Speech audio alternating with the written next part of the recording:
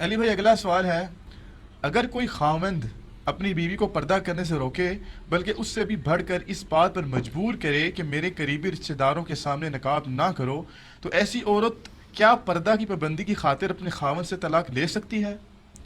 طلاق تک تو نہ لے کے جائیں میرے بھائی، پیار محبت سے سمجھائیں. اور مجھے پہلی تو ریزرویشن یہ ہے کہ یہ سوال تو آتے ہیں، آج تک کسی عورت نے یہ سوال نہیں کیا کہ میرا خاوند نماز نہیں پڑھتا تو کیا میں طلاق لے لوں. پکی، کیونکہ مسلم شریف میں 246 نمبر حدیث ہے انٹرنیشنل نمبرنگ کے مطابق کہ بندے کے کفر اور اسلام کے درمیان فرق نماز ہے. چھوٹی چیز ہے. اور جامعہ ترمذی میں عبداللہ بن شفیق تابعی کہتے ہیں کہ صحابہ کرام صرف نماز چھوڑنے کو کفر سمجھتے تھے اور کسی گناہ کو کفر نہیں سمجھتے تھے. تو وہ آج تک کسی بیوی نے نہیں کہا کہ میرا خاوند تو کافر ہو چکا ہے چونکہ نماز ہی نہیں پڑھتا تو میں کیا اسے طلاق لے لوں. یہ مین چیز تو یہ ہے. تو ہم ہر معاملے میں یہی کہیں گے کہ جو اہل کلمہ ہے، اہل قبلہ ہے، اس کو پیار محبت سے سمجھائیں. کئی عورتیں بھی ہیں وہ اپنے خاوندوں کو داڑھی نہیں رکھنے دیتی. اب یہ تو نہیں بیوی کو طلاق دے دی جائے، داڑھی رکھ لیں. خاوند تو ویسے ہی ڈومیننٹ ہے نا، اللہ نے بنایا ہے الرجال قوامون علی النساء، بٹ ڈومیننٹ ہے. ہمارے سب کانٹیننٹ میں تو آج تک ہیں. باقی یہ جو مسئلہ ہے کہ طلاق نہیں لینی چاہیے، پیار محبت سے سمجھانا چاہیے اور ٹائم لیں اپنا. ایک کو درمیان کی راہ نکالیں، بڑوں کو انوالو کریں. جو قرآن میں ہے کہ جب میاں بیوی کا جھگڑا ہو تو ایک حکم بیوی کی طرف سے اور ایک حکم جو ہے وہ خاوند کی طرف سے، اس کے سامنے مسئلہ رکھا جائے. اور اس سے بھی پہلے میرے بھائی سب سے پہلے چیز ضروری ہے کہ شادی سے پہلے یہ چیزیں طے کی جائیں. ایک خاوند کو اگر برقعے والی عورت چاہیے تو وہ شادی سے پہلے بتائے کہ میری بیوی شادی کے بعد برقع کرے گی، تاکہ بعد میں مصیبت نہ کھڑی ہوگا وہ عورت جو ہے اکڑ جائے میں نے برقع نہیں کرنا، نقاب نہیں کرنا. اور وائس ورثہ بھی بتائے کہ میں نے نہیں کروانا، تاکہ جو نہیں کرنے والا ہے وہ انہیں کے ساتھ شادی ہو. بعد میں کیوں مطلب تنگ کرتے ہیں ان کو. یہ پہلے طے ہونا چاہیے. صحیح مسلم حدیث ہے عورت سے 4 وجہ سے نکاح کیا جاتا ہے. نمبر 1 اس کے حسب و نسب کی وجہ سے، نمبر 2 اس کی دولت کی وجہ سے، نمبر 3 اس کی خوبصورتی کی وجہ سے، اور نمبر 4 دینداری کی وجہ سے. پھر نبی علیہ السلام نے فرمایا اللہ کے بندو دینداری کو دیکھا کرو پہلے نمبر پہ، باقی چیزیں بعد میں. باقی جن لوگوں کی شادیاں ہوئی ہیں ان سے ذرا پوچھیں شادی کے بعد خوبصورتی اور حسب و نسب کی تو کوئی اہمیت نہیں رہتی. وہ میرے ایک دوست ہے مجھے کہتے ہیں یار شادی کے 8-10 سال بعد تو بہن بھائی لگنے شروع ہو جاتے ہیں میاں بیوی بھی. کیونکہ یہ ساری جو چیزیں یہ شروع میں ہی ہوتی ہیں. بعد میں اس لیے آپ دیکھتے ہیں کہ لو میرجز جتنی ہوئی ہیں، ٹھیک ہے جی، وہ جناب خون سے نام لکھ رہے ہوتے ہیں اور بعد میں جناب فوراً طلاق دے دیتے ہیں. خون سے نہیں، ویسے ہی سادہ لکھ کے. تو کدھر جاتا ہے وہ ساری عشق مشوقی. اس لیے میں کہتا ہوں یہ شادی ایک ہاتھی کی دم ہے جس کے ساتھ بہت بڑا ہاتھی لگا ہوا ہے لیکن وہ آپ کو نظر نہیں آ رہا. وہ شادی کے بعد سامنے آتا ہے. یہ سامنے جو ہے نا صرف آپ کو دم نظر آ رہی ہے. یہ رومانس اور یہ چیزیں سب یہ دم ہے، اس کے ساتھ اتنا بڑا ہاتھی لگا ہوا ہے. تو اگر ایسا کوئی معاملہ ہو جائے تو پیار محبت سے سمجھائیں. دیکھیں سورہ نساء کے اندر بھی آیا کہ اگر تمہاری بیوی صراحتاً بے حیائی بھی کرے تو اس کو سمجھاؤ، پھر بھی نہ مانے تو اپنے بسترے سے الگ کرو، پھر بھی نہ مانے تو اسے پھر مارو. لیکن مارنے میں نبی علیہ السلام نے بخاری مسلم میں حدیث ہے کہ چہرے پہ مارنے سے منع کیا ہے. ایسا مارنے سے منع کیا ہے کہ جس سے ہڈی ٹوٹ جائے. زد و کوب کرنا جائز ہے لیکن اس معاملے پہ تو اب بڑا اچھا موقع تھا کہ اگر تمہاری بیوی بے حیائی کرتی ہے تو فوراً ایسی عورت کو فارغ کر دو. کیونکہ اسلام کو پتہ ہے کہ خاندانی نظام ٹوٹے گا تو ایسی عورتیں اگر آزاد چھوڑ دی جائیں گی تو معاشرے کے اندر بے حیائی پھیل جائے گی.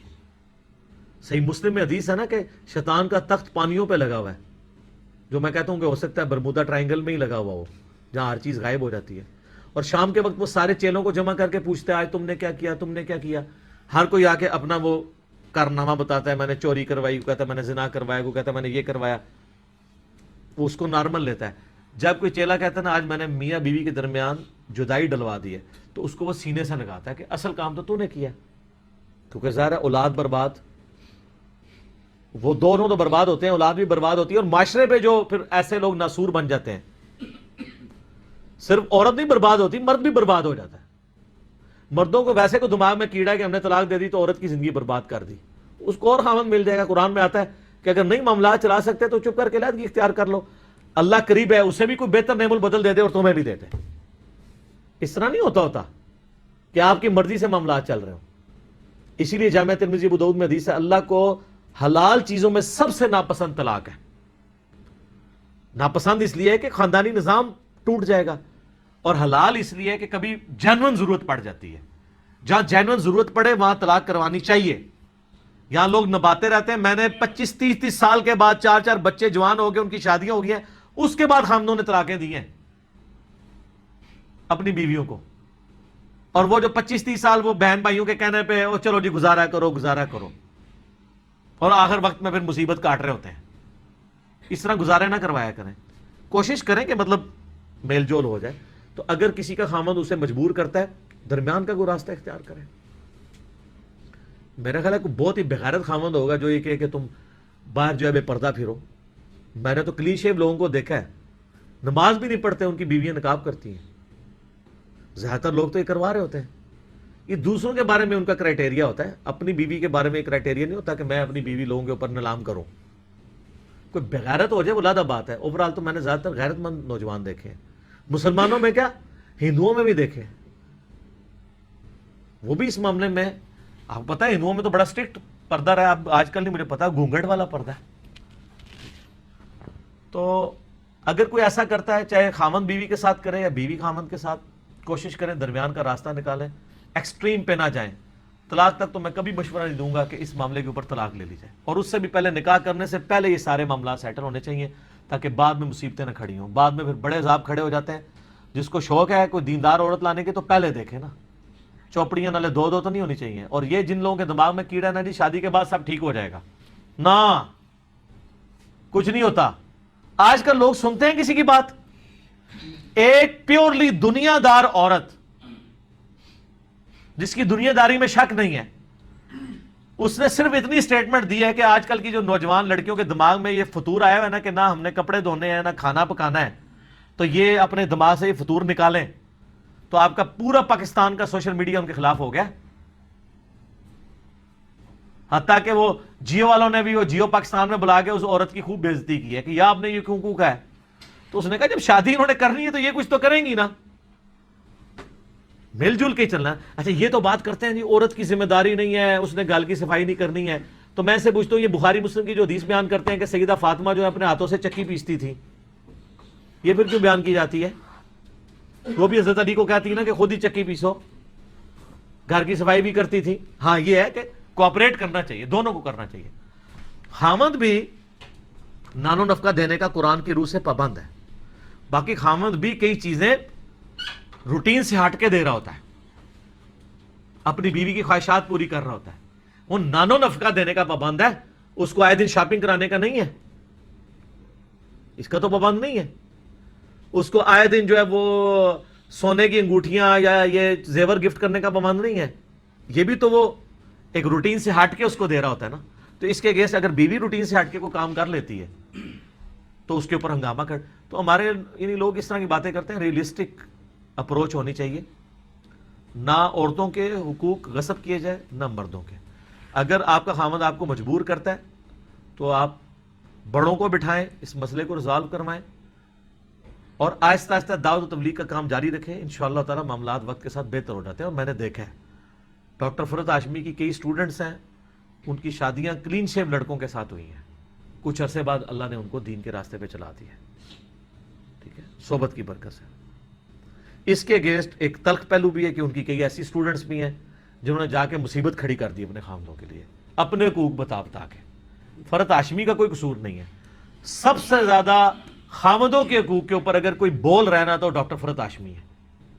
لیکن جو ان کی اسٹوڈنٹس میں سے بعض ایسی ہیں, ظاہر اس میں ٹیچر کا قصور نہیں ہے, نالائق اسٹوڈنٹ بھی نکل آتے ہیں, انہوں نے اپنے حقوق یاد رکھے ہوئے ہیں, خامدوں والے بلا دیے ہوئے ہیں, اور پھر وہ خامدوں کو ٹف ٹائم دے رہی ہوتی ہے. ایسا نہیں ہونا چاہیے. پازیٹیولی معاملات کو لے کے چلے. یہ وہ وجوہات نہیں, اگر سب سے بڑی کوئی وجہ ہو سکتی تھی تو بے حیائی ہو سکتی تھی, اس پہ بھی کہا گیا ٹالریٹ کرو. تو یہاں بھی بے حیائی والا معاملہ ہے, ٹالریٹ کریں, درمیان کا کوئی راستہ نکالیں. اور باقی اس میں ایک ضمناً بات بتا دوں, اگر کوئی نعوذ باللہ معاملہ زنا تک یا اس طرح کی نوبت تک پہنچ جاتا ہے نا, اس میں بھی ٹالرنس کرنی چاہیے. اور لیکن وہاں پہ آپ کو اختیار ہے کہ آپ طلاق دے سکتے ہیں. وہ بخاری مسلم میں لیان والی حدیثیں موجود ہیں, ان کو آپ ڈیٹیل سے پڑھیں. تو صحابہ کرام کے زمانے میں بھی ایسا ہوا تھا, تو وہ طلاق دے دی تھی. لیکن ابھی بعض اوقات ایسے معاملات ہوتے ہیں, یہ آپ کے پاس آپشن ہے. اگر کوئی سچے دل سے توبہ کر لیتا ہے تو ٹھیک ہے, آپ زنا کی توبہ میرا یوٹیوب پہ کلپ بھی دیکھ لیں. آپ دیکھیں کسی کی بیوی زنا کرے تو خامد تو جناب سیکھ پا ہوا ہوتا ہے, تو جو خامد بار منہ مارتے پھرتے ہیں, ان کی بیوی میں سے کبھی کسی نے کہا کہ میں اپنے خامد سے طلاق لیتی ہوں. تو ایسے بغیرت خامدوں کو بھی تو اپنے آپ کے اوپر غور کرنا چاہیے. اور پھر ان کے ساتھ یہ بغیرتی ہو جاتی ہے, جو خود بار منہ مارتے پھرتے ہیں نا, پھر ان کے اوپر یہ افتاد ان کے گھر کے اوپر بھی آ جاتی ہے. تو قرآن میں واضح ہے, بدکار مردوں کے لیے بدکار عورتیں اور نیکوکار مردوں کے لیے نیکوکار عورتیں. اصول یہی ہے, کوئی ایکسیپشن لگا ہے بات ہے ہو جائے. ہم نے اوورال یہ میجورٹی, کیونکہ اصول میجورٹی پہ ہوتا ہے, میجورٹی پہ دیکھا ہے کہ اللہ تعالیٰ نے جو جوڑے بنائے ہوئے ہیں نا, بڑے پرفیکٹ بنائے ہوئے ہیں. ازمائش آ جائے ولادہ بات ہے, اوورال اللہ تعالیٰ نے. اور آپ کو بتاؤں, زندگی کو گزارنے کا کوئی ہارڈ اینڈ فاسٹ رول نہیں ہے. ایسے ایسے کامیاب جوڑے دیکھے ہیں کہ ایک بات بھی نظر نہیں آتی کہ یہ دونوں گزارا کیسے کرتے ہوں گے. عادتیں مختلف ہوتی ہیں لیکن معاملات چل رہے ہوتے ہیں. بڑا لوگ دیکھ کے حیران ہو رہے ہوتے ہیں کہ یار زمین و آسمان کا فرق ہے, اور کہیں ہر چیز موافق نظر آ رہی ہوتی ہے, طلاق ہو جاتی ہے. یہ ایسا امپیریکل فارمولہ ہے زندگی گزارنے کا کہ آپ سوچ نہیں سکتے. کوئی بندہ پریڈکٹ نہیں کر سکتا کہ یہ جوڑا کامیاب ہوگا کہ نہیں.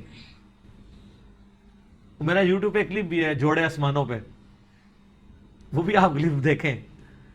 کوئی رول نہیں ہے, لیکن کوشش ضرور کریں.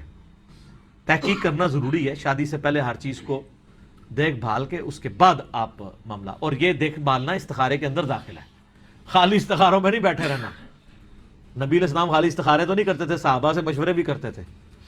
ٹھیک ہے, اور استخارے میں کوئی جھنڈی نہیں آپ کو نظر آنی ہے, بس صرف دل ٹھوک جانا ہے. بس دعا ہوتی ہے, دعا استخارہ. استخارہ پہ میرا یوٹیوب پہ کلپ دیکھ